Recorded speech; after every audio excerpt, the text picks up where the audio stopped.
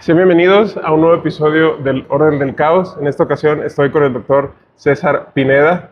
El doctor César Pineda es un investigador postdoctoral acá en la Benemérita Universidad Autónoma de Puebla. Está especializado en fenomenología y es profesor también acá en la facultad.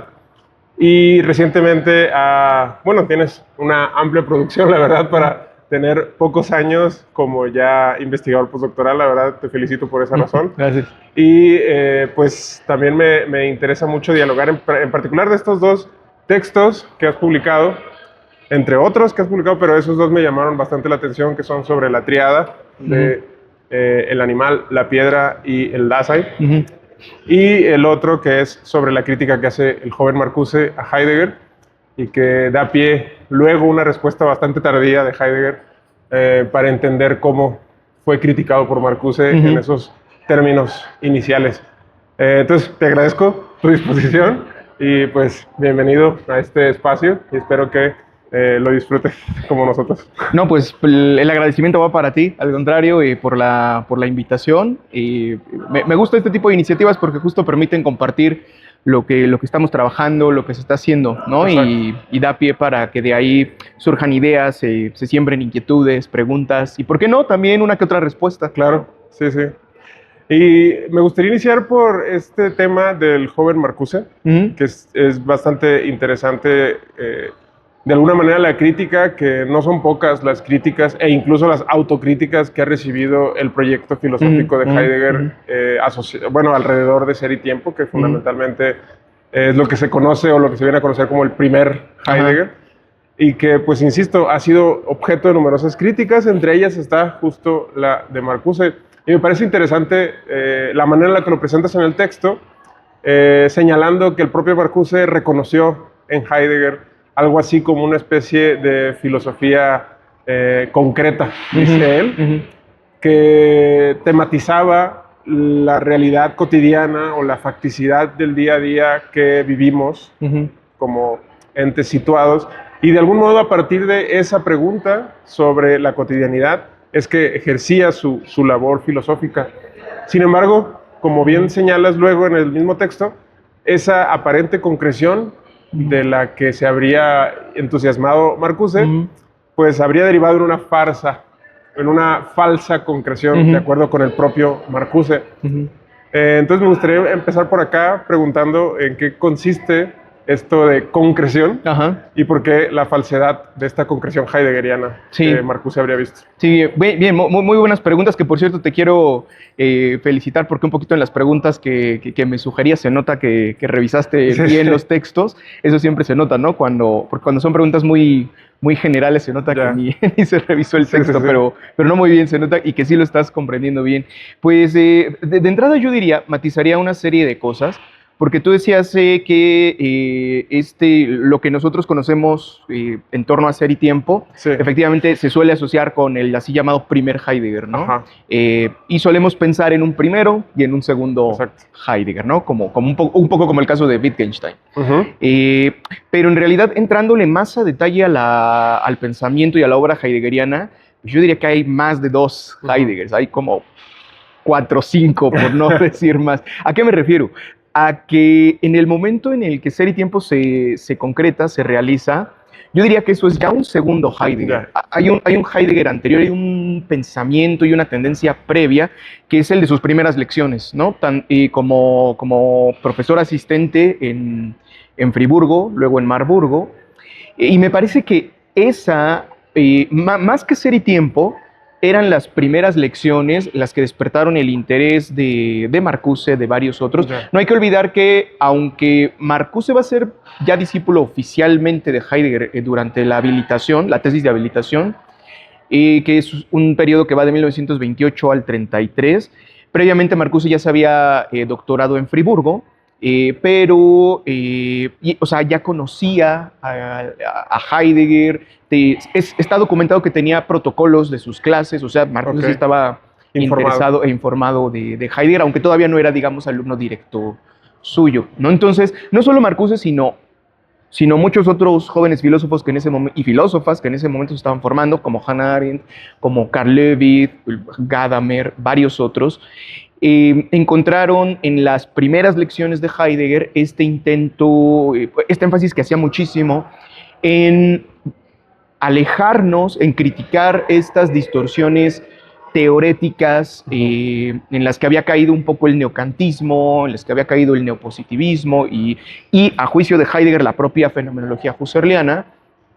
Y él consideraba, Heidegger, que ese cambio de actitud del que hablaba Husserl no era solo un cambio de actitud teorético, por decirlo así, sino que tenía radicales implicaciones para una, ¿cómo decirlo?, una transformación de la existencia humana. Yeah. Entonces, cuando alguien como Marcuse, que viene de una, que ya tenía desde una edad muy temprana una orientación marxista, crítica, revolucionaria, cuando escuchan esto de Heidegger con todo el bagaje fenomenológico, neocantiano, pues se entusiasman todos, ¿no? Y dicen, esto es lo que esperamos. Marcuse lo dice en algunas de sus entrevistas, que él y muchos creían ver en ese momento en Heidegger un nuevo inicio de la filosofía radical que por fin regresaría a la filosofía, a la facticidad, a la vida concreta, a la existencia real, ¿no?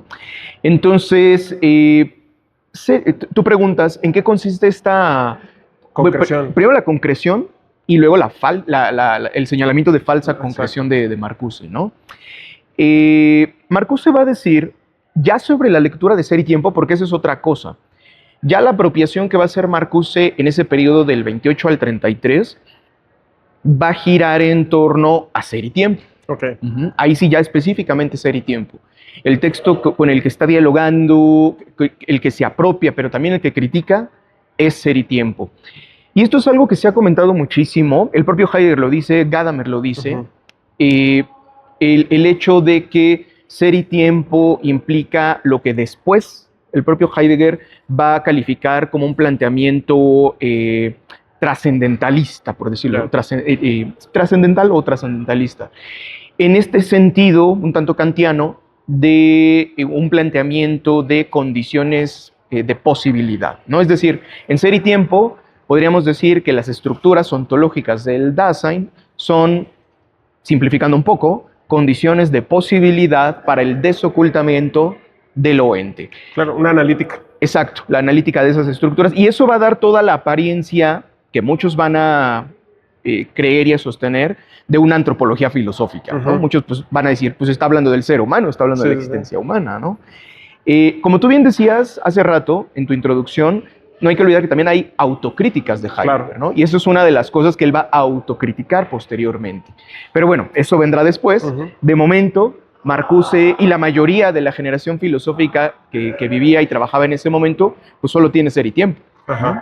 Y entonces Marcuse considera que a pesar de los aciertos formales, filosóficos y metodológicos que se encuentran en Ser y Tiempo, destaco solamente algunos, o un par nada más que son muy importantes para Marcuse, la concepción del Dasein como existencia abierta, caracterizada por el poder ser y no tanto ya por una determinación de corte sustancialista. Exactamente, sí. Porque a Marcuse le parece que eso permite argumentar en favor de la búsqueda, no solo de una filosofía, sino de un modo de vida concreta, fáctica, material, que sostenga, permita y posibilite ese modo de ser abierto, ese modo que consiste en el poder ser. Una de las tesis de Marcuse es que el modo de vida capitalista que nos toca vivir tiende a obliterar o a cerrar esa apertura ontológica del Dasein,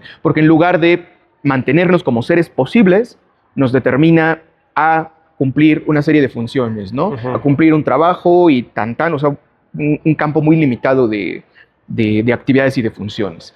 Y entonces, ese es un acierto. Otro acierto sería la concepción del tiempo histórico que se encuentra en Ser y Tiempo, porque para Marcuse le parece que esta lectura heideggeriana de la historia es un acierto, incluso comparado con el marxismo que había en ese momento, al considerar a la historia a partir de un pensamiento del acontecer. O sea, la historia no es un proceso lineal, causal, pero tampoco es un proceso determinado subjetivamente por el ser humano, sino que es un acontecer, ¿no? Y dice Marcuse, el único que hace justicia a este carácter del acontecer de la historicidad es Heidegger. Entonces, esos son méritos. Pero ya desde muy temprano, dice Marcuse, que a este planteamiento, primero va a ir diciendo Marcuse, le falta concreción, o sea, es concreto, pero le falta, y ya posteriormente, ya más desencantado, Marcuse, sobre todo por esta asociación que se va a hacer entre Heidegger y el nacionalsocialismo, va a terminar diciendo que no solo era una falta, sino una falsa concreción, que no había en absoluto nada concreto. Aclarar que Marcuse era judío. Claro, sí, judío y marxista. Claro. ¿no? Entonces, completamente, digamos, en el polo opuesto. Antípodas. Exacto. Entonces, lo que Marcuse va a decir, de hecho, lo dice así tal cual, que Heidegger representa el punto de máximo desarrollo de la filosofía burguesa, pero que la lleva al máximo, que Heidegger lleva a su límite lo que él llama filosofía burguesa, y ya el siguiente paso es convertir eso en filosofía crítica, ¿no? Pero el paso que no da Heidegger y que lo convertiría en filosofía crítica a ojos de Marcuse sería incorporar los contenidos materiales de la existencia humana. ¿Qué significa esto? Por ejemplo, que cuando hablamos del cuidado, Sorge, en Heidegger, es una de las descripciones que hace Heidegger es anticiparse así, estando ya en el mundo, ¿no? En medio de los que lo vivimos todos los días, es decir, nosotros mismos en este momento anticipamos varias posibilidades y por esas posibilidades estamos aquí charlando ahora, pero a su vez están configuradas desde un tiempo histórico y desde nuestros antecedentes históricos, etc. Lo que va a decir Marcuse es que eso que para Heidegger es una estructura formal, le faltó identificar, tematizar y problematizar cómo se concreta en la realidad histórica. Y una de las conclusiones de Marcuse es que uno de los fenómenos particulares donde se va a concretar esta estructura del cuidado es en el trabajo. Es decir, en el trabajo, independientemente de en qué trabajemos, es ahí el fenómeno concreto, material, donde de verdad, y no de manera abstracta, nos hacemos cargo de nuestro ser, ¿no? Entonces, fenómenos como el trabajo, fenómenos como las luchas de clase, luchas de poder, relaciones de producción, son algo que simplemente para Heidegger no parece tener ojos para ello, ¿no? Sí, le es indiferente en este punto, digamos, para Heidegger, este tipo de cuestiones, ¿no? Es decir, sí, entonces podríamos decir que ese es el centro de la crítica, que para Heidegger, creo que Marcuse utilizaría este adjetivo que tú empleaste, Heidegger es indiferente frente a, incluso llega a decir Marcuse, frente al dolor humano, frente a los problemas concretos, ¿no? Y ahí es cuando dice, entonces no era una verdadera concreción, porque nos decía hay que volver a la vida fáctica, pero pues si pasamos indiferentes frente a este sufrimiento humano y a todas estas condiciones materiales, pues... ¿Hasta qué punto crees que esto, de algún modo, creo que mencionas que esta cuestión se podría entender como este enfoque praxeológico respecto de la vida humana? Y hasta cierto punto lo que parecería estar discutiéndose de alguna manera desde la perspectiva de Marcuse podría llegar a verse como un reclamo de carácter ético hacia ser y tiempo. Es decir, como de en qué punto se realiza la existencia humana, en qué punto de alguna manera adquiere su mayor despliegue, ¿no? Y justo parecería que el trabajo es donde estaría siendo pensado el ser humano en estos términos, pero esto lo pregunto con esa palabra de un reclamo ético porque Ser y Tiempo justo ha sido leído en términos éticos desde muchas perspectivas distintas. Y sin ir muy lejos, también el propio Franco Volpi decía justamente que Ser y Tiempo era algo así como un repensar la ética Nicómaco, en el sentido de que lo que hay ahí es una manera de abrir la praxis de la vida humana, y por eso me interesa la relación entre este concepto que mencionas en tu artículo, que es la praxeología o el carácter praxeológico del enfoque heideggeriano, y lo que podría llegar a entenderse como un reclamo ético por parte de Marcuse hacia las reflexiones heideggerianas. Sí, hay ahí muchas cuestiones bien, bien singulares e interesantes. Creo que una de ellas sería el hecho, o sea, un poco me pongo en el lugar de Heidegger y trato de pensar Sí. qué diría, ¿no? ¿Qué diría Heidegger? Él seguramente diría, oye, pero a ver, en Ser y Tiempo no pretendo hacer una ética, no pretendo hacer una antropología, y reclamarme por no hacer una ética sería como, no sé, reclamarle a Newton por no hacer una ética en sus Principia matemática, Ajá. ¿no? Entonces, algo tiene de cierto, y también, o sea, no hay que pedir imposibles, por decirlo así, no hay que pedirle a los textos filosóficos lo que no están buscando y lo que no quieren dar.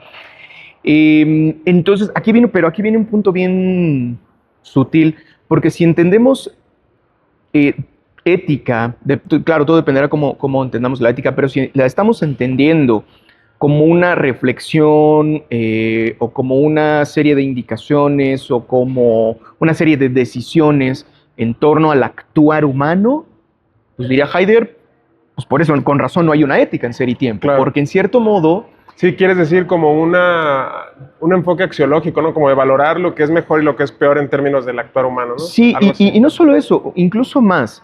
Es decir, me refiero al hecho de que para Heidegger, ya desde Ser y Tiempo, aunque no queda del todo claro, justo porque habla de Dasein humano, existencia humana, y uno dice, pues, ¿en dónde está el Dasein si no en el ser humano? Uh-huh. Pero lo que hay ahí en Heidegger, en Ser y Tiempo, una tensión, una tensión conceptual, porque propiamente él no quiere tematizar al ser humano, quiere tematizar la mostración del ente. Claro. Ajá. Ahora, esa mostración del ente implica al ser humano. En Ser y Tiempo parece que el ser humano es lo único implicado, ¿no? En el pensamiento posterior de Heidegger, conforme se va a ir desarrollando posteriormente, el ser humano va a ir quedando cada vez, digamos, más al margen, es decir, es menos implicado, pero sigue estando implicado el ser humano. Entonces es un poco como si dijera Heidegger, a ver, es que yo no quiero tematizar al ser humano, sino esto, la mostración del ente. Incidentalmente tenemos que hacer esta analítica existenciaria, pues porque implica el modo de ser de la existencia humana, pero ese no es el punto central. Ajá. Uh-huh. Entonces, ahí viene una serie de... De hecho, justo en uno de los artículos en los que abordo todas estas temáticas y relaciones entre Marcuse y Heidegger, uno que se llama algo así como era impropiedad como alienación, propiedad como praxis revolucionaria, algo así. Uh-huh. Justo un poco hago este diálogo imaginario, es decir, ¿qué respondería Heidegger a todo esto? ¿No? Sí.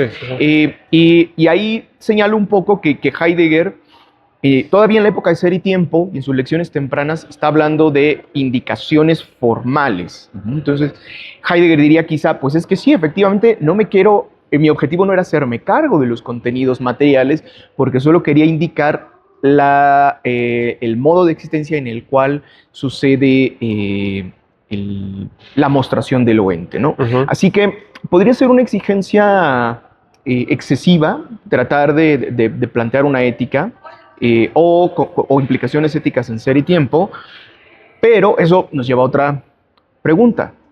¿Eso implica entonces que los asuntos humanos no son indiferentes a partir del pensamiento heideggeriano, del pensamiento en general? Y ahí cambia la cosa, porque yo diría que no nos pueden ser indiferentes. Y es un poco el riesgo, el peligro en el que el propio Heidegger va a caer, que progresivamente le va a tender a ser un poco indiferente, yo me atrevería a decir indolente, frente a esos asuntos humanos. Es decir, precisamente porque está poniendo la atención tanto en algo que va más allá de la existencia humana, que en cierto modo corre el peligro de perder de vista la materialidad de esa existencia humana. No sé si me estoy explicando. Y eso va a tener consecuencias en los años 30 para Heidegger. Claro. Porque precisamente una de las cosas que le va a, pienso yo, que le va a evitar reconocer, por ejemplo, cuando el propio Marcuse y otros, acabando la Segunda Guerra Mundial, le pidan que por favor reconozca el error, que mínimo reconozca que se equivocó al haber considerado al nacionalsocialismo como una alternativa viable. Heidegger se resiste a hacer esta declaración pública, ¿no? Sabemos que en privado, en los cuadernos negros, en varias anotaciones personales, Heidegger sí lo considera un error, se autocritica, pero en público jamás. Pero lo que sí encontramos es una especie de desdén, yo lo calificaré de una indolencia de Heidegger con respecto a ese sufrimiento humano concreto, ¿no? Pero que me parece que justamente está relacionado con este énfasis puesto que sí era filosóficamente necesario a este desocultamiento en el que consiste el ser, que no es propiamente ser humano, pero que implica el ser humano. No sé si me explico. Sí. O sea, esto es bien interesante, me parece también porque se une justo a estos otros reclamos que habría recibido Heidegger parecidos más o menos sobre la falta de corporalidad del Dasein, ¿no? Por ejemplo, ¿no? Que de algún modo están vinculados con este aspecto material, como dices, de la existencia, que aparentemente no estaría tematizado en Ser y Tiempo. Sin embargo, hay algo que me llama mucho la atención sobre lo que mencionas y sobre tu manera de entender la crítica que hace Marcuse a Heidegger, y es que pues consideras que es correcta en términos ontológicos, pero no así en términos metodológicos. Y quisiera que contaras en ese sentido, especialmente esto de en términos ontológicos, ¿a qué te refieres? Y luego también este apunte que haces de que digamos que el descuido o el área de oportunidad de la crítica de Marcuse estaría por el lado metodológico. ¿A qué te refieres con esta postura en tu texto? Sí, cuando digo que la crítica de Marcuse metodológicamente, digamos, no ha lugar, pero ontológicamente sí, lo que quiero decir es que, en cierto modo, es a lo que me refería hace ratito, cuando hablaba de que Heidegger en esta época, en sus lecciones tempranas, que van a desembocar en el trabajo de Ser y Tiempo, tiene mucho este concepto de indicadores formales. Para Heidegger, los conceptos filosóficos deben ser indicadores formales. Y aunque no lo menciona explícitamente en Ser y Tiempo, por ahí en alguna carta, ahorita no me acuerdo quién le pregunta, ¿qué pasó con esos indicadores formales de los que antes hablaba? Y dice Heidegger, ahí están en Ser y Tiempo, solo que están presupuestos, no están mencionados, pero los conceptos de Ser y Tiempo están operando en esta lógica de los indicadores formales, ¿no? ¿Qué son indicadores formales? Son términos, son conceptos filosóficos que solamente indican, por ejemplo, estructuras del Dasein, pero que no pretenden dar ningún posicionamiento de contenido sobre el modo de ser del Dasein. Y eso no es gratuito, o sea, no es ninguna arbitrariedad de Heidegger. ¿Por qué? Voy a poner un ejemplo. Si hace ratito decíamos que el Dasein está marcado por la apertura y por el poder ser, ¿no? Dice Heidegger, o es como si dijera, hay que señalar, hay que indicar esa apertura. Y tan. Si la llenamos, si nosotros llenamos esa apertura, es decir, si decimos cómo debe actuar el Dasein, cómo debe ser, qué es bueno, qué es correcto, cerramos esa apertura. Un poco a eso me refiero. Entonces, los conceptos filosóficos que operan en Ser y Tiempo son indicadores formales, y en ese sentido tiene pertinencia que se abstengan de hacer cualquier posicionamiento sobre el contenido material de la existencia humana. O sea, habría que entender, por ejemplo, el propio Dasein de ese modo, ¿no? Es decir, en lugar de entenderlo como un concepto al que habría que catalogar o categorizar, incluso asociado de manera definitoria con el ser humano, la idea de entenderlo como indicador formal sería evitar estas asociaciones de tipo esencialista, por decirlo así. Exacto, justamente es no dotarlo de una esencia, ¿no? Solamente indicar formalmente, que lo caracteriza la apertura, su pura forma.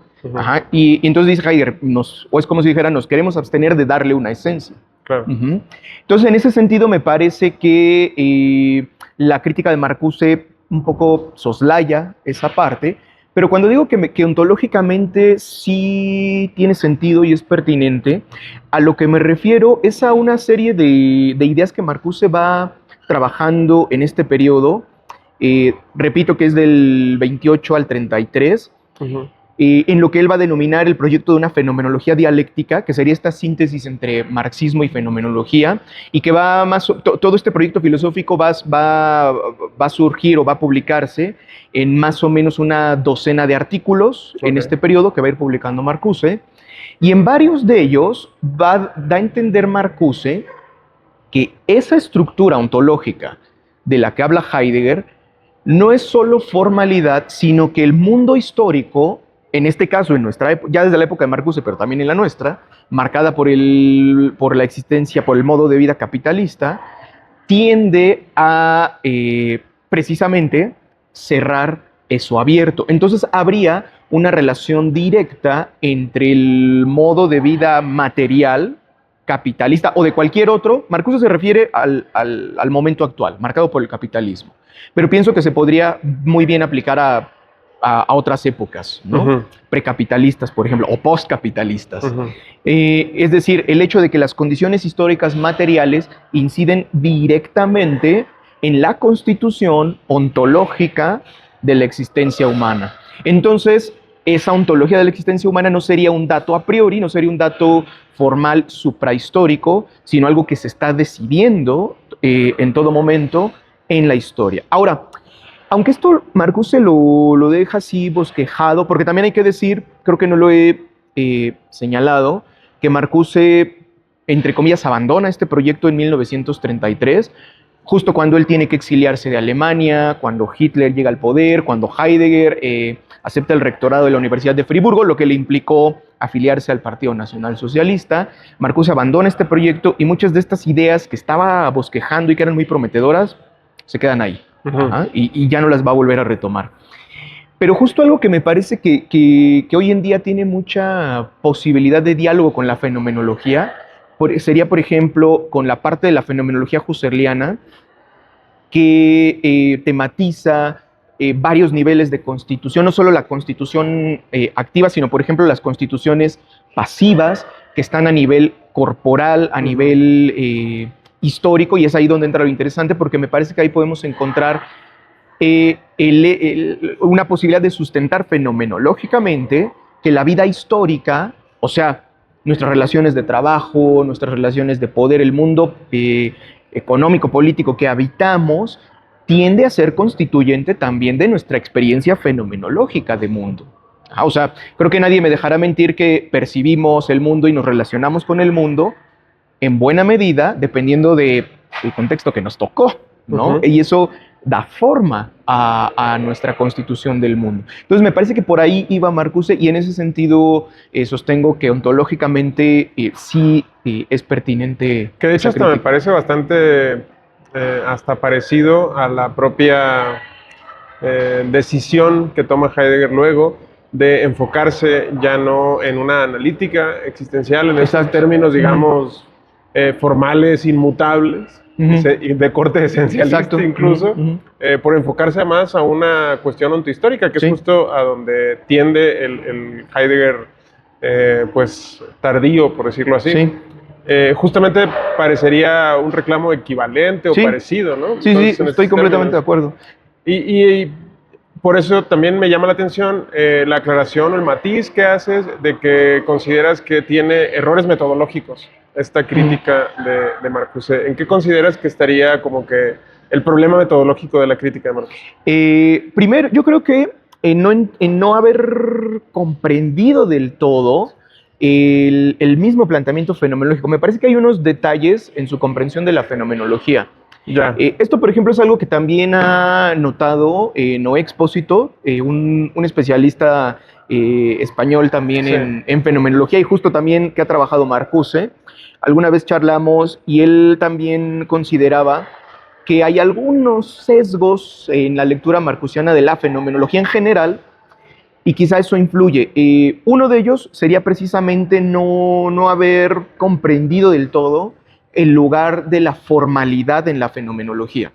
Y eso también incluye a Husserl, ¿no? Hay una parte, por ejemplo, en uno de estos escritos de Juventud de Marcuse, si no mal recuerdo, no me acuerdo si es en las contribuciones a una fenomenología del materialismo histórico o si es sobre filosofía concreta, es en uno de los dos, en los que habla un poquito, se posiciona un poco con respecto a la epogée fenomenológica. Y justo ahí sale a relucir, me parece, una concepción un tanto parcial de la fenomenología que tenía Marcuse, porque cuando hablamos de epogée, que es esta puesta entre paréntesis del mundo y esta suspensión, bueno, que está compuesta por la reducción trascendental y la reducción eidética, en la que suspendemos la vivencia tética que afirma la existencia de un objeto empírico, ya sea algo que estamos, por ejemplo, percibiendo, o de mi yo empírico. O del mundo en general. Ajá, muchas veces se malinterpreta en el sentido de que estamos negando el mundo, claro, ¿no? Y de que entonces decimos, no, esto no existe. No, eso no está diciendo Husserl en ningún momento, porque ya negar es un juicio. Es un juicio. Ajá, entonces, es suspender el juicio. Entonces, hay una parte en la que se da a entender que Marcuse justamente está entendiendo esta estrategia de la epogée y las reducciones como una negación del mundo material, ¿no? Entonces, hay por ahí algunos matices donde particularmente su lectura de la fenomenología, a pesar de los muchos méritos que le reconozco a Marcuse, sí por ahí hay algunos detalles. Y no hay que olvidar, creo que no hay que olvidar por qué Husserl quería hacer esto, ¿no? O sea, claro, como para qué hacemos las reducciones a final de cuentas. Claro. Y es que no debemos olvidar que Husserl está tratando de criticar y de rebatir el psicologismo. Ajá. Que es algo, me parece que es un frente común con Marcuse, porque Marcuse también va a hacer todo un esfuerzo, Marcuse y la teoría crítica, exacto, por oponerse al positivismo, ¿no? Porque le parece a Marcuse que si reducimos todo el análisis y toda la realidad a lo puramente presente material e inmediato, entonces no hay posibilidad de vislumbrar algo posible que no se esté dando en este momento, y desde eso posible para Marcuse es el horizonte de posibilidad desde el cual criticamos el presente, ¿no? Si negamos ese horizonte y solo tenemos presente, no hay crítica. No hay crítica posible. Entonces, no hay que olvidar que en Husserl estas reducciones tienen un sentido similar. Para Husserl se trataba de darnos cuenta de que el fenómeno no se reduce a la pura materialidad, ¿no? A la inmediatez del hecho. Y justamente para eso, formalmente, momentáneamente, discernimos el acto eidético del hecho, ¿no? Entonces, un poquito me parece que eso Marcuse lo descuida un poco. Sí, claro. Y bueno, en estos términos también es bien interesante porque de alguna manera me hace ver también que en el propio Heidegger existe como esta suposición de todas estas estructuras eminentemente fenomenológicas, y que por esas razones, además de muchas otras, es que el enfoque en preguntar, por ejemplo, acerca de la existencia, si traducimos Dasein en lugar de Dasein por existencia, entonces la pregunta que se está haciendo en términos de cómo es mi vivencia o cómo es mi experiencia en el mundo, eso implica, digamos, desanclar esa pregunta de la materialidad específica de dicha experiencia. Y en ese sentido tiene mucho sentido que Heidegger haya estado muy interesado en Ser y Tiempo, en no dotar de esta conexión específica, concreta y material a esta estructura que él está viendo como respuesta a la pregunta de cómo es mi experiencia en términos, digamos, meramente fenomenológicos. Sí. Si quieres ser de alguna manera preciso en términos fenomenológicos, es necesario detener el juicio, que es justo el juicio que está pidiendo Marcuse. Parece que de ahí viene entonces la raíz de esta aparente decepción por la falta de concreción que Marcuse estaría viendo en el proyecto heideggeriano. Pero justo, como bien señalas, la epogée podría ser el recurso que explique las motivaciones teóricas que Heidegger tenía para no caer en esto que le solicitaba el propio Marcuse. Exacto. Sí, y ahí encontramos una tensión bien interesante, porque digo, si ya nos dimos cuenta de que sí hay una razón, de que hay una pertinencia por la cual la fenomenología se mantiene en cierta formalidad, sin suscribir al menos momentáneamente la materialidad.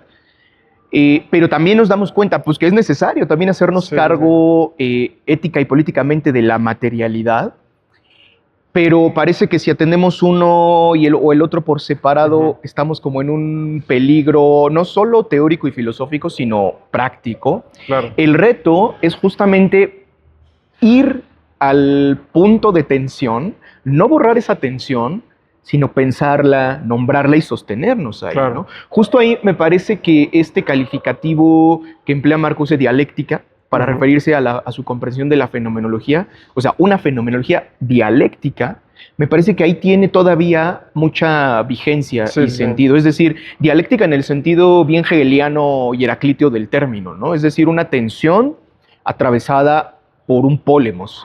Hay un pólemos ahí, ¿no? Un pólemos entre esa formalidad que tiene su pertinencia y su necesidad y la materialidad. Hubo una pregunta al inicio que en realidad no terminé de contestar del todo y creo que se vincula con esto, porque cuando me preguntabas al inicio sobre qué es concreción para Marcuse, aludíamos un poquito a la materialidad, pero concreción no es solo la materialidad inmediata.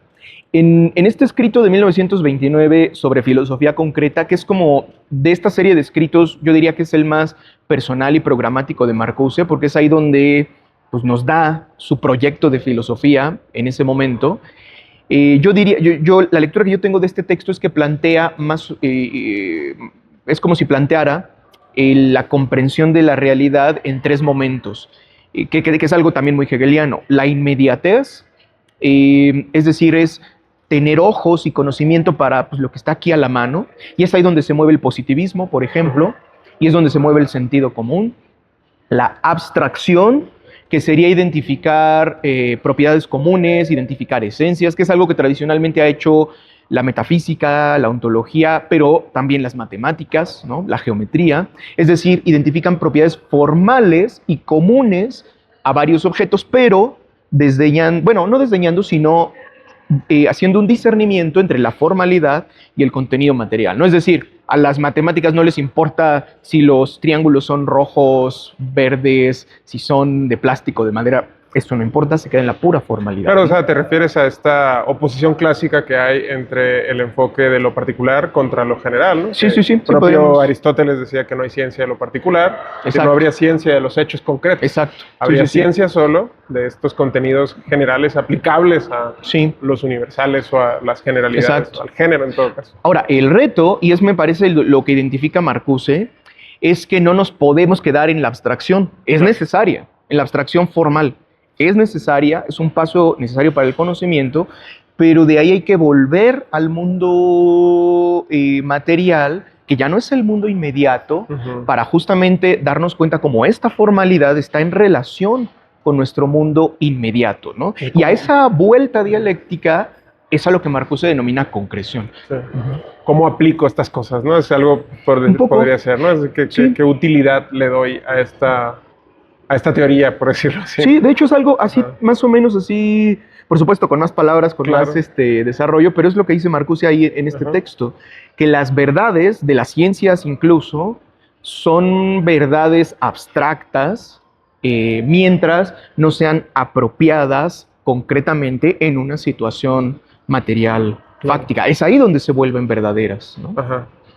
Sí, es interesante esta tensión, ¿no? Entre lo particular y lo general, y cómo, por ejemplo, aparentemente la propia fenomenología parte de esta cancelación de los juicios acerca de estos hechos o específicos. Aunque yo diría suspensión, que no es lo mismo que cancelación, ¿no? Sí, digo, cancelar, bueno, ciertamente, porque detenerlos implica no hacerlos, ¿no? Por eso decía yo, cancelar es como de no hagas estos juicios para poder hacer fenomenología es necesario no hacer estos juicios, ¿no? Hay una abstención. Exacto, una abstención sería otro término correcto. Pero justo quería traer un poco de agua a mi molino, porque en particular yo estoy enfocado actualmente me interesa mucho la vertiente realista que tiene el problema de la fenomenología y que hoy está siendo repensado por muchos investigadores. Yo en particular ahí veo un problema importante, ¿no? Que la propia fenomenología parece estar desde sus inicios como que haciendo difícil, ¿no? Dificultando. Y el problema básicamente ha sido leído en términos más o menos como esta aparente prioridad que se le habría dado a la tematización fenomenológica de la correlación, darle una prioridad al polo noético, no así al polo noemático, ¿no? Porque en buena medida el problema que tenemos respecto del mundo es que, por ejemplo, las ciencias naturales le dan no solo una prioridad al noema del que se ocupan, es decir, al objeto, sino que además lo hacen fundamental, ¿no? Que es un poco el asunto. Y no solo en términos materiales, sino que incluso todavía más, sino refiriéndose a sus propios juicios, ¿no? Como la noción de ley en la física, ¿no? Que es una abstracción, pero para ellos es un componente esencial de la naturaleza, que es bastante interesante ver esta torsión del realismo científico, que llegan a una especie de platonismo, ¿no? Al considerar que es más verdadero la ley, eso que no aparece, la forma, ¿no? que la especie o el hecho concreto. Que una vez más constatamos con Aristóteles que no podemos pensarlo sin vivir. Efectivamente. ¿No? Pero a lo que iba en estos términos es que la aparente prioridad que le concedería el proyecto fenomenológico al polo noético, haría complicado darle su carácter específico a eso que se denomina como realidad, ¿no?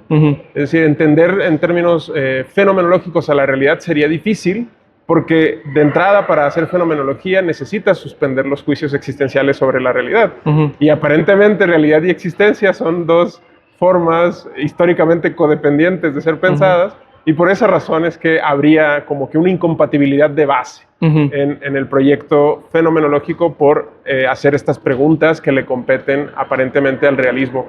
¿Crees que esta discusión que se está viviendo hoy en día respecto de las posibilidades que tiene la fenomenología para tematizar la realidad sean estas mismas tensiones que habría visto el propio Marcuse en la falta de concreción? ¿Crees que por ahí iba de alguna manera la preocupación por parte de estos pensadores como el propio Marcuse? Quizá, no lo había pensado de tal modo, pero diría que sí. Obvio, no es que sean los mismos... preocupaciones, ¿sí? Sí, pero sí están apuntando al mismo ámbito problemático, ¿no? Claro, no, o sea, era mi forma de entender, ¿no? Porque más o menos la concreción que reclama Marcuse podría ser entendida como la aplicación real o la realidad, la tematización de la realidad concreta, histórica, específica que tendría como vivencia, en este caso, una persona ante la que, en principio, la fenomenología desplegada en Ser y Tiempo o por Heidegger debería de atender y que Marcuse habría pensado que atendía y que en buena medida él cree que finalmente no lo hace.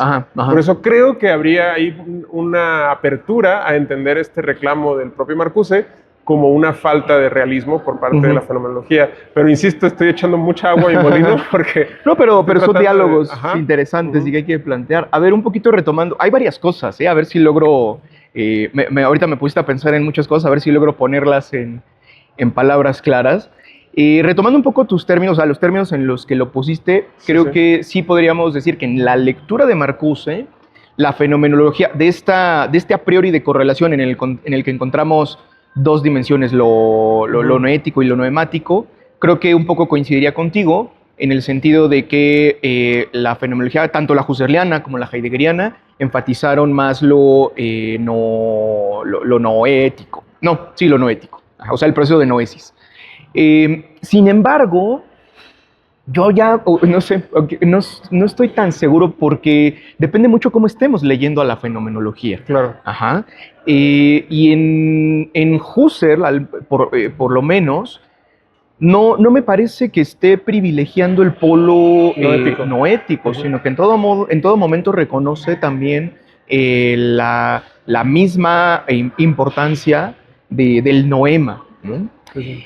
Y, Esto lo señalan algunos cuando dicen que la correlación puede ser entendida en ideas 1 al menos como asimétrica respecto del polo noético. Pero luego señalan justo que los intentos husserlianos van por hacer simétrica la correlación. Sí. Yo creo que hay que, y aquí algo una vez más muy hegeliano, y creo que es algo que Marcuse suscribiría, es esta idea hegeliana de que la verdad está en el todo. Es decir, si aislamos un momento que puede ser correcto formalmente, no es verdadero si no estamos considerando el todo. Y eso me parece que aplica para cualquier filósofo, ¿no? O para cualquier momento u obra de la filosofía. Si tomamos un fragmento aislado de Husserl, de Heidegger, de cualquier otro, y lo consideramos solo por sí mismo, corremos el riesgo de distorsionarlo. En ideas, particularmente en ideas 1, me parece que Husserl está en un momento en el que necesita, por todo lo que habíamos dicho, la necesidad de discernir con respecto a la inmediatez material, con respecto al hecho, necesita esta suspensión este desanclaje, ¿no? Sí, este desanclaje, sí, me gusta ese término, para tematizar la pertinencia, la validez de todo esto que ahí está denominando como el ámbito eidético. O sea, como la filosofía y la ciencia no lo han tematizado bien, dice Husserl, es necesario, prestémosle toda la atención, porque no se le había prestado atención. El error sería creer que Husserl se queda ahí, ¿no? Y perder de vista que se trata de un proceso. No hay que olvidar, yo a veces enfatizo mucho esto en mis clases. Por ejemplo, ahorita estoy dando justo fenomenología y es algo que enfatizo mucho. Prestemos atención tan solo al título, que no es gratuito el titulote. Ideas relativas a una fenomenología pura y a una filosofía fenomenológica. Y no hay que olvidar que Ideas 1, ¿cuál es el subtítulo? Introducción a una fenomenología pura. O sea, apenas la introducción. Es decir, lo que tenemos ahí en Ideas 1 es este primer paso de una fenomenología pura, es decir, estas esencias desancladas momentáneamente de este referente real. Pero una filosofía fenomenológica que tendría que venir después y que Husserl la anuncia desde Ideas, ya desde las investigaciones lógicas anuncia esa necesidad, debe venir después. Y ya sería un hacerse cargo del modo en el que estos objetos noético-noemáticos se relacionan o se insertan en la relación con el mundo. Hay que leer, por ejemplo, ya los escritos posteriores sobre ética o el mismo texto de la crisis de las ciencias europeas en ese sentido. Muchos lo ven como ya otro Husserl, un segundo Husserl, pero no, es un paso consecuente de esto que ya estaba diciendo desde el inicio, ¿no? Me parece. Sí, tiene mucho sentido, ¿no? Porque también yo creo que ahí también hay muchos problemas en términos de comprensión de estos intereses metodológicos que tiene el propio Husserl de establecer esta fenomenología pura, y que creo que ha dado lugar también a malcomprensiones terminológicas, que yo, por ejemplo, ahorita creo que hay mucho de interés en las aclaraciones terminológicas pertinentes en torno al problema del realismo, especialmente, por ejemplo, en torno a la palabra realidad misma. Yo, por ejemplo, cuando me di cuenta de estas ambigüedades latentes, tremendamente importantes para comprender el proyecto ontológico alrededor de la realidad, pues yo en ese sentido me detuve prácticamente, pues toda la tesis de doctorado la enfoqué en aclarar terminológicamente qué es realidad, ¿no? Justo porque la ambigüedad es tan potente que altera por completo las nociones ontológicas asociadas con este problema, ¿no? Y que creo que en el propio Husserl habría que hacer estas aclaraciones. Pero bueno, quisiera continuar con la conversación que más o menos te había propuesto, retomando esta cuestión acerca del ser humano y cómo esto fue luego pensado por el propio Heidegger, que me parece bien interesante esta cuestión de que esta expresión que usa en los conceptos fundamentales de la metafísica, que es donde aparece por primera vez esta triada de la que te ocupas en este otro artículo que comentamos. En ese texto hay expresiones que ya son bien distintas de lo que teníamos en Ser y Tiempo, expresiones como la del Dasein humano o el Dasein en el ser humano, Exacto. que ya de alguna manera terminan de distinguir. Que los distinguen, pero al mismo tiempo a algunas lecturas les da pie a confundirlo. Exacto. Porque pues, si hablamos del Dasein humano, pues parece que es el ser humano. Claro, ¿no? sí. Pero es bien interesante cómo ahí en este texto aparece, como dije, la tríada, que es este intento que tiene Heidegger por un lado, por tematizar los distintos modos de ser que aparecen en nuestra cotidianidad, es decir, nuestra experiencia que tenemos ante los animales, ante la naturaleza no viva o inerte que está representada por la piedra, ante lo vivo o lo animado, que es justamente a lo que pretende señalar la expresión o la palabra animal en este contexto, aquello que tiene vida, lo vivo, y además también preguntar por nuestra experiencia cuando nos encontramos con otro ser humano o Dasein, que aquí no recuerdo cuál es la expresión utilizada. ¿Para qué? Para la tesis de la configuración de mundo. El sujeto del configurador de mundo es el Dasein. Dice, la piedra es sin mundo, el animal es pobre de mundo y el Dasein es configurador de mundo. Ajá. Entonces aparece esta primera triada de afirmaciones acerca pues del mundo en particular, porque creo que es el punto a tematizar, ¿no? Creo que la pregunta que se está haciendo Heidegger en este curso es por el mundo. Es por el mundo y quiere dar cuenta del mundo, haciendo ver cómo se manifiesta el mundo en distintos modos de ser, ¿no? El del animal, el de la piedra y el del Dasein. Pero, como señalas, esta primera aproximación que hace Heidegger a este planteamiento sería revisado y corregido y aumentado en los cuadernos. Bueno, no sé si aumentado porque en realidad, y ese es el problema, solo es una página donde lo dice, pero sí corregido y replanteado. Yo decía aumentado por la noción de campo que quiero sí, que agrega. Exactamente, que las tesis son ampliadas, ¿no? O sea, se les agrega este aspecto que resulta bastante interesante, ¿no? Pero quisiera empezar por acá, que nos explicaras qué es esta triada y cuáles son sus particularidades y su impacto para entender lo que justamente es el mundo desde la perspectiva de Heidegger. Sí, a ver, igual comienzo justo un poquito explicando desde mi punto de vista qué sentido tiene esta triple tesis en este curso del 29-30, los conceptos fundamentales de la metafísica. Podríamos comenzar con el término más polémico, que es este del el animal es pobre de mundo, ¿no? Porque es algo que ha dado mucho pie. Hay muchos términos heideggerianos, o más bien todos los términos heideggerianos los toma de la facticidad de la vida cotidiana, pero replanteados, ¿no? Y muchas veces el peligro que se corre con la terminología heideggeriana es tomarlos en el sentido habitual, ¿no? Por ejemplo, el mismo Dasein, y tú lo comentabas hace rato, Dasein es existencia, tal cual en el alemán más cotidiano, ¿no? O sea, en el alemán cotidiano podemos decir, esto tiene existencia y sin problema, o sea, tiene es Dasein y tanta, no hay problema, ¿no? Entonces, cuando se escucha esta tesis del animal es pobre de mundo, inmediatamente muchos son remitidos una vez más este antropocentrismo, el animal está como ahí detrás rezagado con respecto al ser humano, y me parece que no va tanto por ahí. De hecho, la palabra pobreza es bien interesante. Heidegger la vuelve a retomar algunos años después, ya en los años 40, de hecho al final de la Segunda Guerra Mundial, a partir de un texto de unos versos de Hölderlin, en los que dice Hölderlin más o menos algo así como: nos hemos vuelto pobres para ser ricos o ganar riqueza en otro aspecto. O sea, un poco la tesis heideggeriana es que la pobreza no es algo malo, no es una privación, sino que en todo momento donde hay pobreza se es pobre para ganar algo en otro sentido. Entonces, en la pobreza a la que se está refiriendo el animal, Heidegger, en el animal, me parece que hay una riqueza en otro sentido y una plenitud en otro sentido que a veces se pierde de vista y que en ese caso esa riqueza, podríamos decir, no la tenemos nosotros. ¿A qué me refiero? Y esto quizá nos lleva a aclarar este concepto de mundo, ¿no? ¿A qué se refiere Heidegger cuando habla de mundo?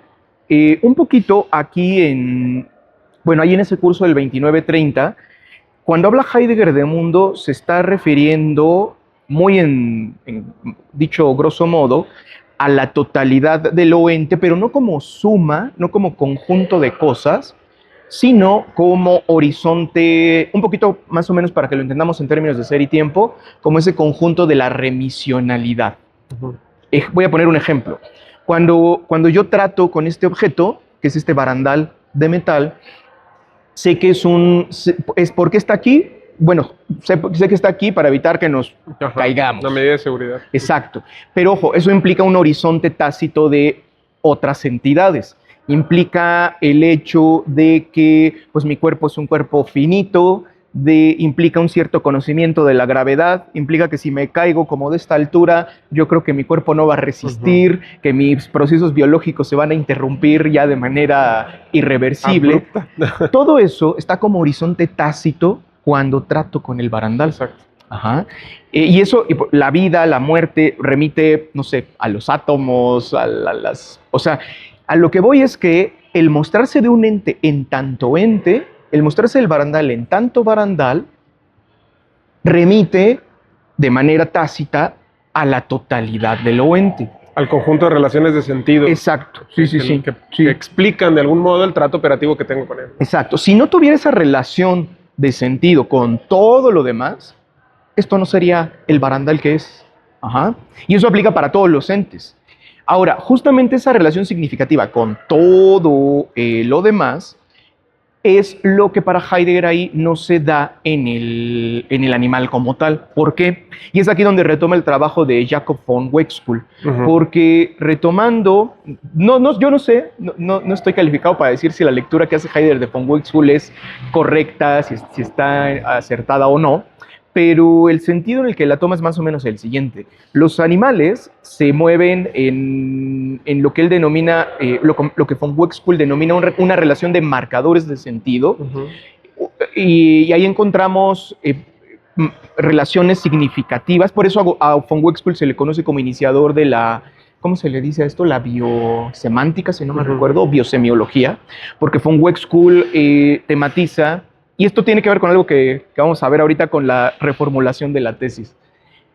Von Uexküll tematiza una relación significativa de los animales con su Umwelt. Ya no es una relación solo instintiva, sino significativa. O sea, el marcador de sentido significa algo para el animal. Pero cada especie animal, para von Uexküll, tiene distintos marcadores de sentido. Uno de los ejemplos más conocidos, que no tematiza directamente Heidegger, pero que sí hizo también muy célebre Deleuze, por ejemplo, es el caso de la garrapata. La garrapata solo tiene 3 marcadores de sentido, ¿no?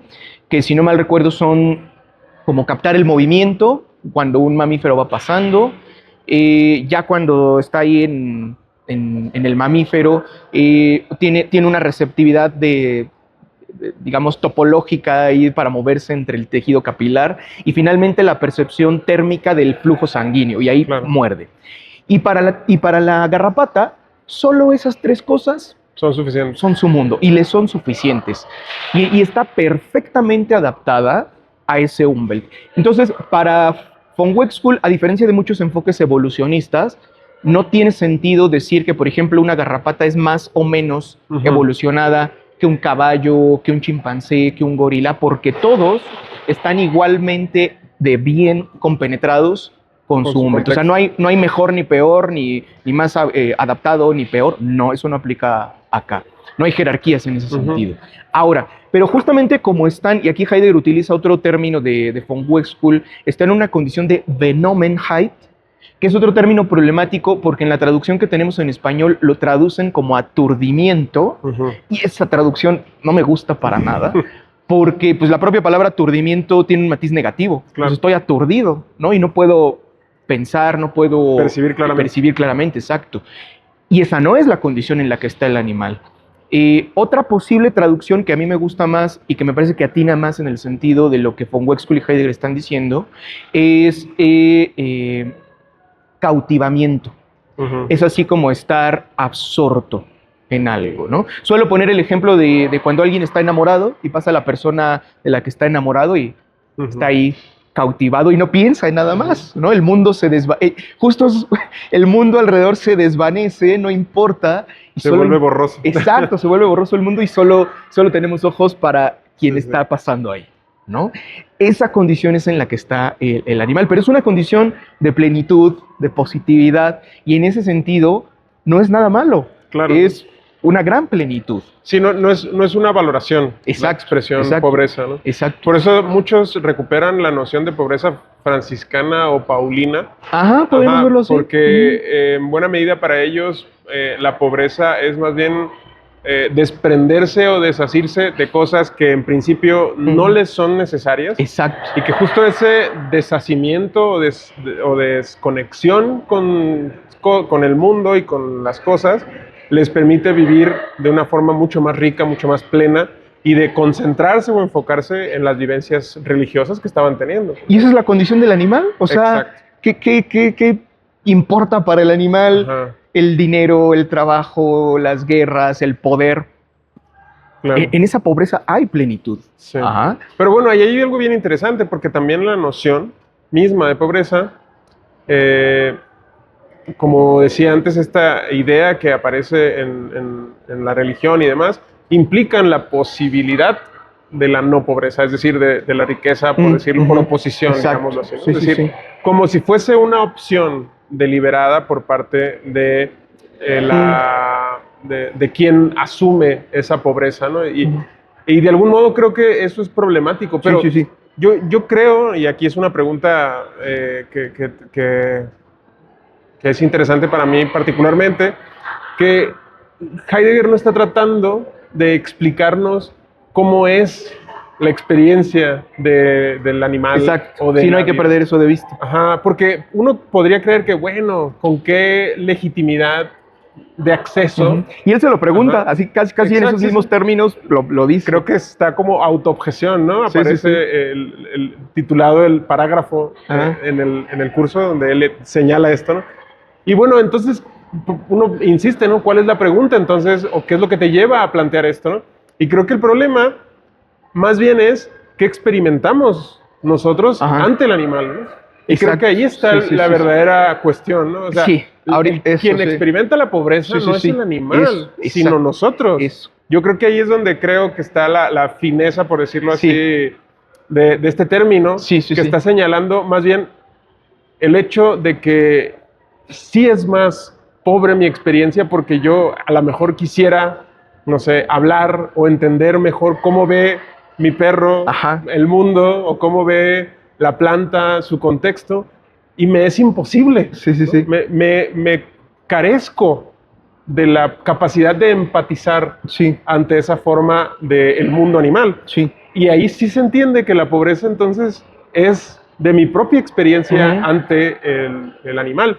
Creo que eso también es consecuente o coherente con la perspectiva fenomenológica. Es decir, que estamos preguntando por la propia vivencia y por la propia experiencia y no tanto por la del animal. Exacto. Ahí tú has tocado un punto bien interesante que suele pasar desapercibido sobre estos temas, y es que efectivamente muchos dicen, y el mismo Heidegger anuncia esta autocrítica, bueno, pero a ver, ¿con qué...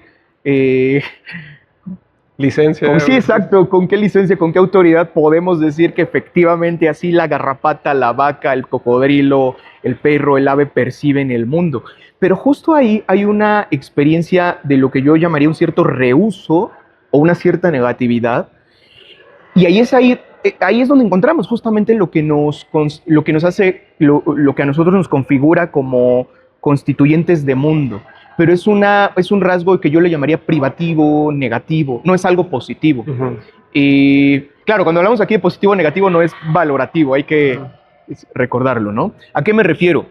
A que precisamente el animal, como está tan plenamente, o sea, él está bien en su Umwelt, como ya dijimos, en cierto modo no le hace falta nada de acá, de la totalidad del mundo. Precisamente por eso, la garrapata pues no percibe el mundo como el perro, como la vaca, como el caballo, nosotros tampoco, pero nosotros lo sabemos. Nosotros somos capaces de constituir la experiencia de que no podemos experimentar el mundo como la garrapata, y en ese no se juegan un montón de cosas. Porque justo es señal de lo que pasa en nuestro caso. Porque lo que dice Heidegger es que en el caso del ser humano, normalmente, porque no hay que olvidar que también somos animales. Claro. ¿No? Y entonces también tenemos nuestros propios marcadores de sentido. Eso no lo dice Heidegger, eso es más como lectura mía. No hay que olvidar que también somos animales y también ciertas cosas biológicamente nos son significativas y otras no. Pero entonces, lo que nosotros tenemos es la posibilidad de que eventualmente de esa absorción, de esa Benommenheit, de ese cautivamiento en el que estamos en nuestro mundo entorno, de repente algo nos saca, suspende esa entrega inmediata a nuestro Umwelt. Para Heidegger son los templos anímicos fundamentales. Claro. Por eso en este mismo curso está tematizando el aburrimiento profundo, porque es uno de los templos que eventualmente nos puede sacar de esa absorción, de ese cautivamiento en el que casi siempre estamos en el mundo. Entonces, de lo que estamos hablando acá no es de una propiedad positiva, afirmativa, algo que tengamos, sino más bien de una privación, de una suspensión. Y esa suspensión de nuestro Umwelt es un poco lo que nos abre a la posible experiencia del mundo, que también es una experiencia negativa, porque nunca alcanzamos a abarcar todo ese horizonte respeccional. Hay otra pregunta que quisiera hacerte que no la había pensado antes, que es sobre, pues para Heidegger es muy importante esto que mencionas, ¿no? De nuestra específica relación con el mundo, y él considera que uno de los elementos constitutivos de esa relación que tenemos es el logos, ¿no? Este fenómeno. Y justo me parece bien interesante, ¿no? Cómo lo tematiza en el contexto de este curso. Porque, sí, al final del curso. Cuando él está hablando del logos, señala que pues, el logos tiene la capacidad tanto de ocultar como de mostrar al mundo, ¿no? Es decir, y que de alguna manera nuestra experiencia o nuestra vivencia del mundo está atravesada por el logos, y que, vaya, se entendería casi como si el logos fuese el modo en el que el Dasein configura el mundo, ¿no? Es decir, que dota de sentido, dota de estas estructuras remisionales significativas, que esas estructuras estarían dadas a través de ese logos, como si fuese algo así como el pegamento de estas estructuras, que es decir, que fuesen dadas gracias a este fenómeno de experiencia con el logos. El logos, una de sus consecuencias, una de sus materializaciones es el habla, ¿no? Y justo esa es una de las carencias principales que tenemos respecto de nuestra experiencia con otros animales, ¿no? Es decir, no podemos hablar con un perro. Un perro no me puede contar cómo ve el mundo, no puede decirme cómo está emocionalmente o cómo percibe su realidad.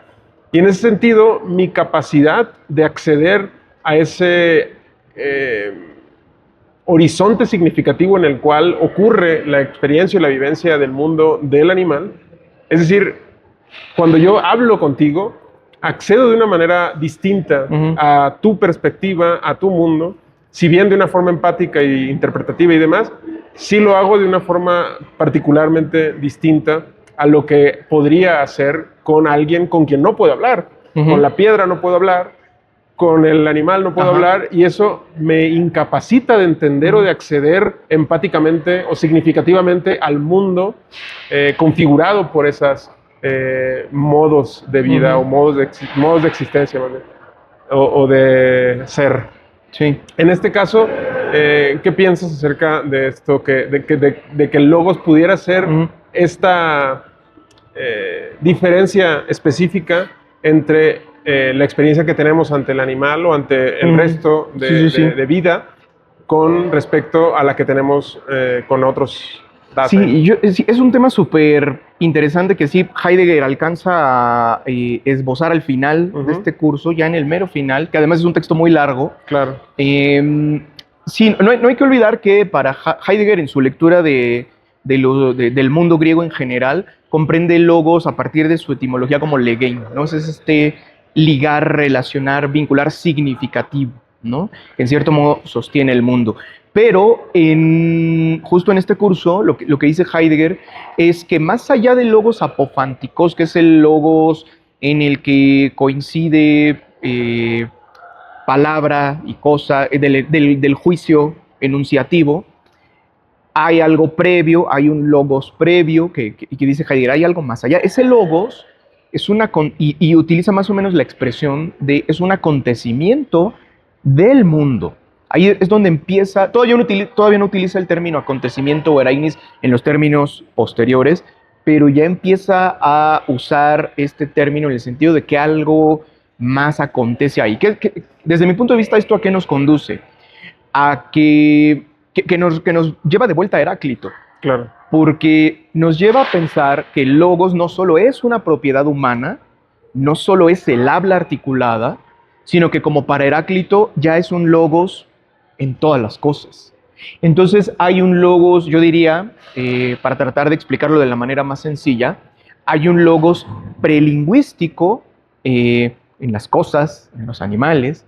Antepredicativo. Antepredicativo, exacto, es la expresión que usa Heidegger, antepredicativo, que en cierto modo podemos pensar, claro, no del mismo modo, porque estaríamos como ante distintos estratos de logos, siendo el último, como la punta del iceberg, el logos predicativo, pero hay muchas otras manifestaciones del logos ahí debajo, que me parece que es un poco lo que Heidegger va a querer ir tematizando en los años posteriores a este curso. Sí, sí. Y de algún modo recuerdo que por cierto, sí. Y creo que eso nos conduce un poquito a tematizar el problema de lo real. Claro, ajá, sí, sí. Pero quiero decir que esto también me hace recordar que algo señala Heidegger respecto del problema de la pobreza en estos mismos términos, diciendo que como benditos los animales, que no necesitan de esta mediación significativa del logos para tener su trato directo con el mundo. Es como si tuvieran un acceso directo. Tienen pase VIP. Exacto. Y nosotros pues tenemos la bendita, diagonal maldita necesidad de este logos que de alguna manera nos provea del sentido necesario para tener este trato práctico operativo con las cosas. Ajá. Y en ese sentido nuestro trato con el mundo se ve menesteroso de un logos. Pues. Y en ese sentido, esa configuración no es del todo una valoración de superioridad respecto de la pobreza animal, sino más bien un reconocimiento de una necesidad ulterior que si bien le capacita al ser humano a tener una experiencia distinta del mundo, también lo incapacita para tener un acceso, digamos, directo, como sí lo tiene el animal, y que eso le permite tener una experiencia plena en sus indicadores específicos, una experiencia plena del mundo que tiene a su alrededor, ¿no? Que es un poco el asunto. Es decir, que el logo sería la manera en la que se despliega esta configuración de mundo, que en buena medida también puede ser entendida como una desventaja en el trato práctico operativo que tenemos con las cosas. Sí, de hecho, visto evolutivamente, es una desventaja. Claro, ajá. Sí, porque tenemos una necesidad más, ¿no? Para nuestro trato con las cosas. Y bueno, complementando esto, quisiera hacerte la pregunta de la noción de campo, ¿no? Que es como lo que va a introducir que es algo así como una especie de ampliación, decía yo al principio, o corrección, dirías. No sé si corrección, porque las palabras más o menos se mantienen de las primeras tesis, pero se ven modificadas con esta adhesión de la noción de campo. Si quieres, podríamos leer justo más cómo lo plantea Heidegger en esta tesis de la que ya hablamos, cómo la replantea en los cuadernos negros, y la leo para que tengamos la referencia exacta, ¿no? Esto proviene de la página 282 de Gesamtausgabe 95. Que traduzco así. Sí. Las expresiones más adecuadas para el ámbito de la cuestión, o sea, de esta cuestión de la que estábamos hablando, no son sin mundo, o sea, la piedra sin mundo, pobre de mundo, que se refiere al animal, y configurador de mundo, sino sin campo y sin mundo, o sea, a la piedra ya no solo la deja como sin mundo, sino ahora también sin campo. Sin campo. Cautivado en su campo y sin mundo, o sea, ahora le agrega al animal, ya no es pobre de mundo, sino cautivado en su campo y sin mundo, y finalmente, para el ser humano, configurando mundo y abriendo la tierra. Ajá. Entonces, pues sí cambia, que bueno, no sé si quieras que diga los términos en alemán para tenerlos un poquito de bien presentes. Sí, sí. Feld und weltlos para la piedra, Feld benommen, que es absorto en su campo, y weltlos, sin mundo, para el animal, Weltbilden, configurador del mundo, y Erdschließen, aperturador de la tierra para el ser humano, ¿no? En cuanto a tu pregunta por el campo, es una pregunta difícil de responder, que de hecho fue de las cosas más sutiles, y cuando digo sutil, quiero decir complicado, con las que me topé en la interpretación de este replanteamiento. Y aunque Heidegger nunca, muy, muy propio de su obra posterior, nunca define los términos, no nos dice esto significa esto quiere decir esto. Entonces hay que rastrear en más o menos el sentido en todos los otros pasajes de su obra, más o menos cómo los está usando, ¿no? Y aquí me parece que, por ejemplo, cuando tenemos varios otros usos del término Feld, como en Feldweg, Feldgespräch, conversación de campo, camino de campo, es recorrer un camino que suele aparecer en un contexto, en un campo semántico que está aludiendo siempre a la conversación, al diálogo, a lo significativo. Entonces, yo estoy entendiendo acá Feld, campo, como campo de sentido. Ajá, por tratar de decirlo en los términos más sencillos. Entonces, cuando aquí decimos que la piedra es sin mundo, pues quiere decir que no está abierta a esta totalidad respeccional y no está abierta tampoco a un campo de sentido. Ajá. Pero acá lo interesante con el animal, lo interesante sucede en el replanteamiento del animal, porque no, o sea, no, aquí ya no lo describe como sin campo, no, cautivado en su campo. Ajá. Según mi interpretación, que repito el término, Feldbenommen, que es este término del que habíamos hablado antes, Benommenheit, está cautivado, absorto en su campo. O sea, reconoce, desde mi punto de vista, Heidegger, que tiene un campo de sentido, pero está ahí. Y en cierto modo no hay modo de que salga de ahí, no hay modo de que rompa con ese campo de sentido. Por eso está absorto en su campo. Y el ser humano es Weltbilden, configurador de mundo, eso se configura, y aquí lo nuevo que aparece es Erderschließen, que abre la tierra o aperturador de la tierra. Aquí hay que recordar que ya Heidegger está en estos años utilizando este juego conceptual entre tierra y mundo, en el que mundo es precisamente la apertura de sentido. Esto lo encontramos, o uno de los lugares donde lo encontramos un poquito mejor explicado es en esta conferencia El origen de la obra de arte, y en las varias versiones porque tuvo varias versiones esa conferencia. Para decirlo en los términos más sencillos posibles, mundo es la apertura de sentido, es esta apertura referencial en la que nos solemos mover, pero lo que agrega Heidegger y que no estaba en el curso del 29 es esto de abrir la tierra. ¿Qué es tierra? Tierra hay que pensarla en contraposición a la apertura de mundo. Si mundo es este sentido y horizonte en el que las cosas van teniendo sentido, tierra es lo que se resiste. En la conferencia del origen de la obra de arte dice Heidegger que es lo que se cierra. Yo diría que es un poco lo que se resiste a la apertura significativa del mundo. Lo que queda fuera. Sí. Se resiste a ser integrado a ello, ¿no? Entonces, por ejemplo, yo suelo decir que cuando hablamos de tierra, justo estamos pensando, hace ratito que hablábamos de no acceder al mundo del animal. Ahí está la tierra, ahí está la experiencia de la tierra. Es eso que no se quiere mostrar. Y yo suelo decir también que ahí es donde está la physis de Heráclito, que ama ocultarse. Es decir, para decirlo en otros términos, la tierra de Heidegger es la physis de Heráclito que ama ocultarse. Ya. Ajá. Pero el ser humano la abre. La trae, nos esforzamos todo el tiempo mediante distintos modos por traer esa tierra a lo abierto del mundo.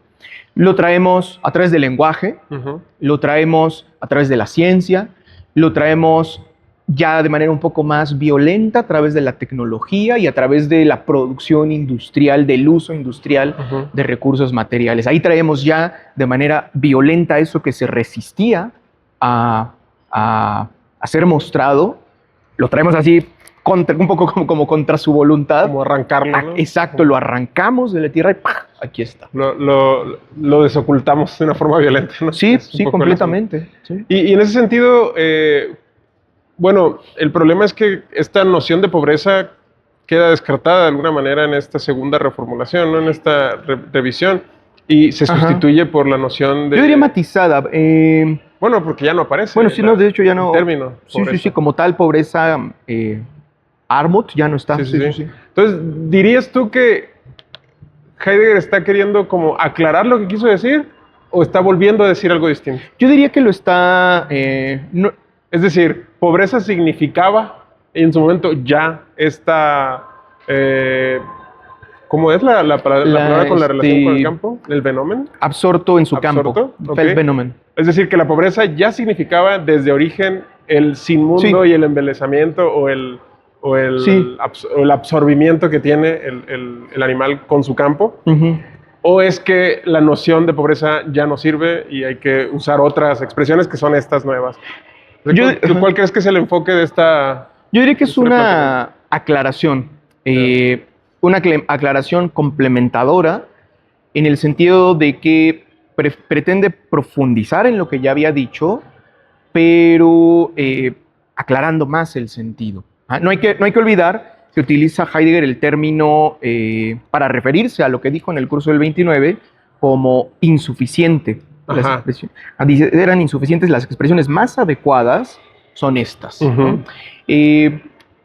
Quizá incluso, o sea, si atendemos solo a esos términos, incluso tal vez corrección o refutación de la primera tesis. O sea, Heidegger siempre es muy duro en sus críticas, incluso consigo mismo, ¿no? Claro.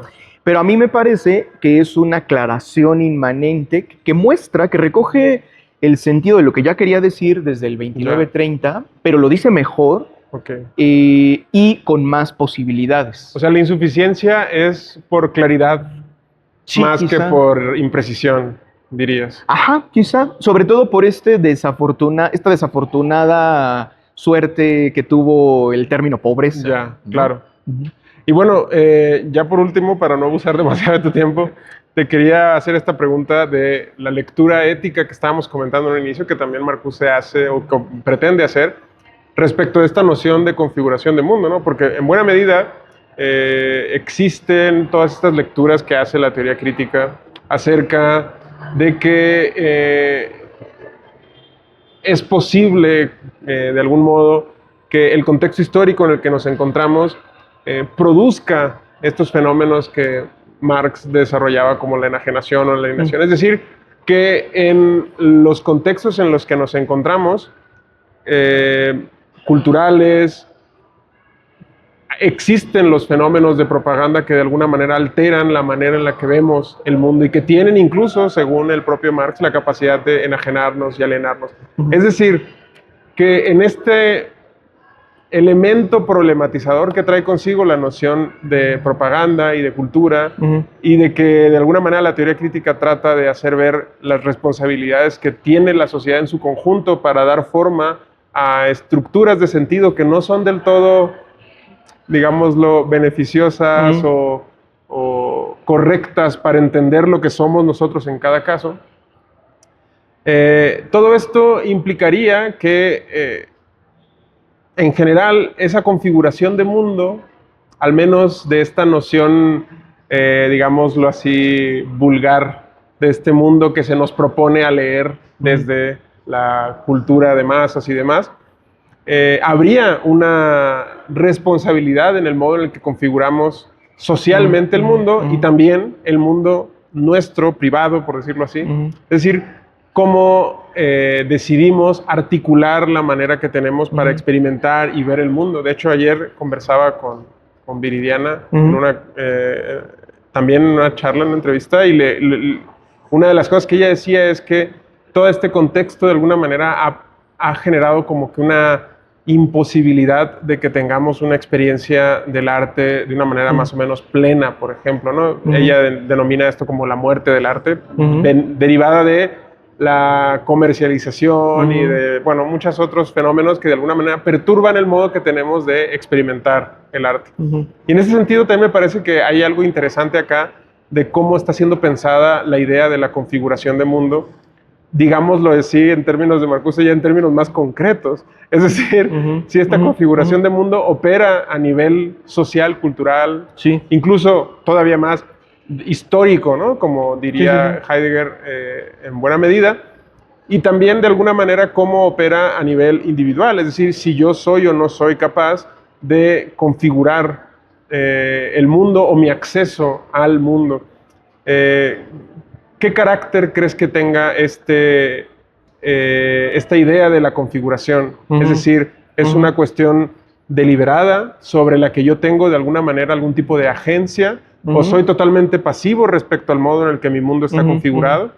¿O puedo hacer algo en ese sentido en términos, insisto, más prácticos o praxeológicos, para usar la expresión que usábamos? Yo diría, a ver, comienzo un poco con esto último, yo diría que ni activo ni pasivo.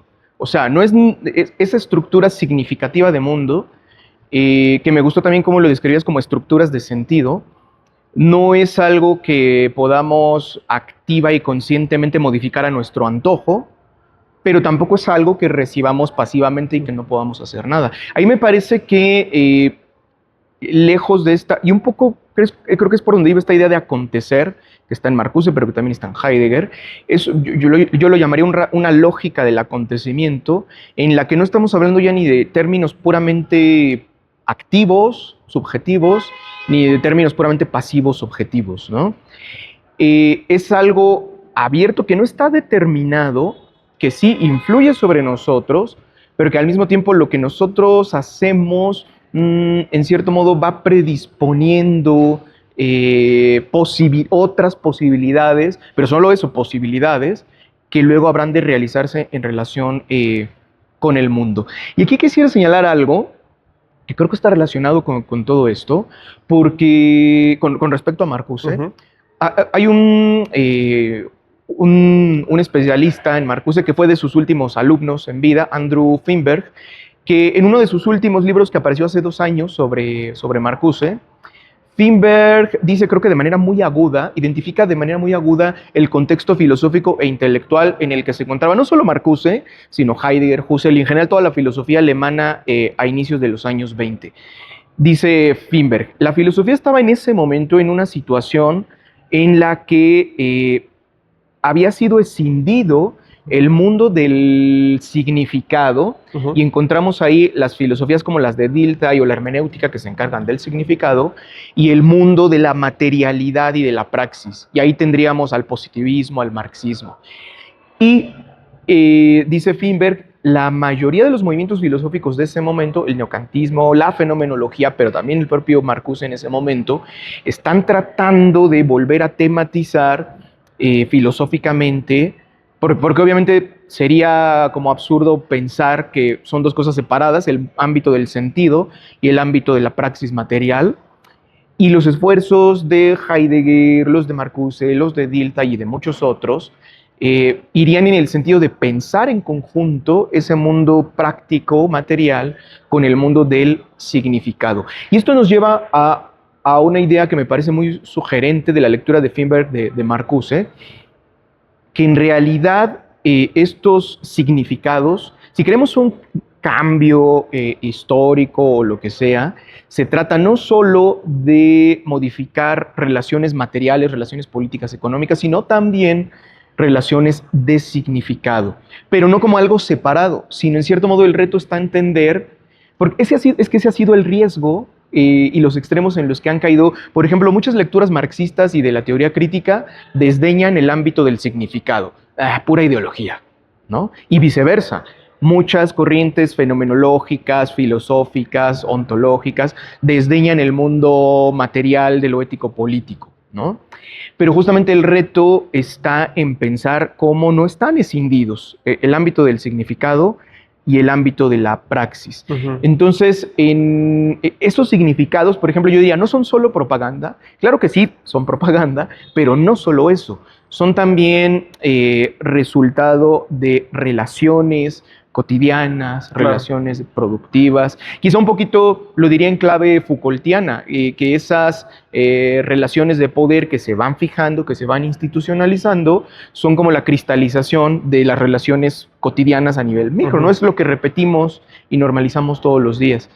Entonces, la crítica, la oposición a esa unidad de propaganda, mundo material anquilosado, tendría que venir, sí, en el sentido de resignificar, y eso me parece una labor de la filosofía, pero también de otras actividades como el arte, por ejemplo, que lo que hacen es resignificar ciertos aspectos del mundo o al mundo en general, pero también si eso no se ve acompañado de transformación en nuestras relaciones materiales, en nuestras relaciones interpersonales, entonces se queda en abstracción, ¿no?